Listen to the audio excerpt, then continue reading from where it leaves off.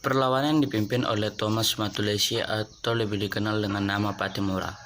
Pemimpin-pemimpin lainnya adalah Antoni Ribuk, Syed Perintah, Lukas Latamahina, Thomas Patiwel, dan Ulupaha. Namun juga terdapat seorang putri bernama Christina Marta Tiahahu. Pusat perjuangan berada di Pulau Saparua. Pada malam hari tanggal 5 Mei 1817, rakyat mulai bergerak. Mereka mulai membakari kapal-kapal Belanda yang ada di pelabuhan Parto. Kemudian pasukan Patimura mulai mengepung benteng Dorstad. Presiden Vandenberg ada dalam benteng Dorstad, ditembak mati.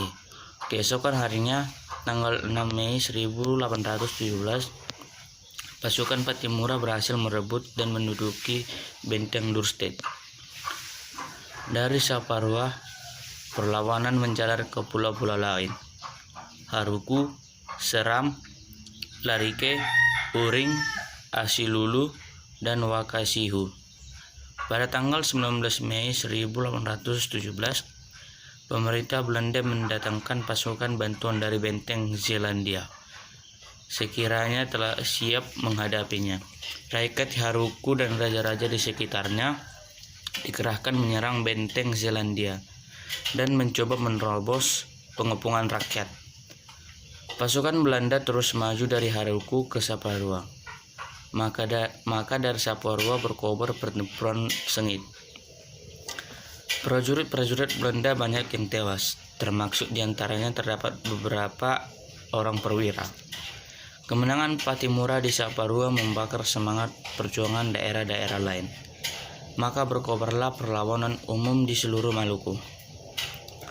Pada awal bulan Juli 1817, kolonial Belanda mendatangkan kembali pasukan bantuan ke Saparua. Mereka berusaha merebut benteng Dorstad, tapi tidak berhasil. Kemudian Belanda mengajak para pemimpin Maluku untuk berunding. Perundingan tersebut juga tidak membawa hasil. Pertempuran pun berkobar lagi. Pada akhir Juli 1817, Belanda mendatangkan pasukan bantuan ke Saparua kembali.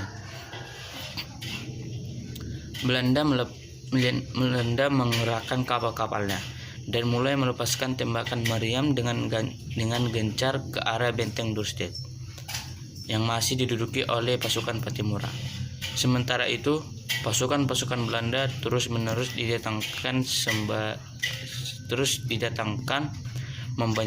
didatangkan membanjiri Saparua. Akhirnya, pada bulan Agustus 1817, benteng Dorstad dapat direbut oleh Belanda kembali. Tetapi perjuangan belum akhir. Pasukan Patimura melanjutkan kembali perlawanannya dengan perang gerilya.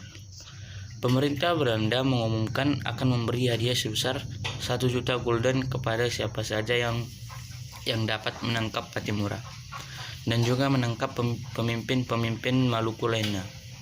Pemerintah Belanda menyediakan 500 gulden tiap seorang pemimpin. Tetapi rakyat Maluku tidak mau mengkhianati perjuangan bangsanya.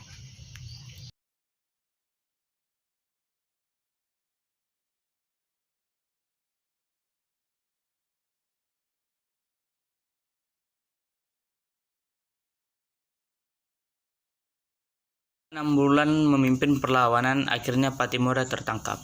Pada tanggal 16 Desember 1817, Patimura dihukum gantung di alun-alun kota Ambon. Christina Marta Tiahahu yang berusaha melanjutkan perang gerilya akhirnya juga tertangkap. Dia tidak dihukum mati, tetapi bersama 39 orang lainnya dibuang ke Pulau Jawa sebagai pekerja rodi.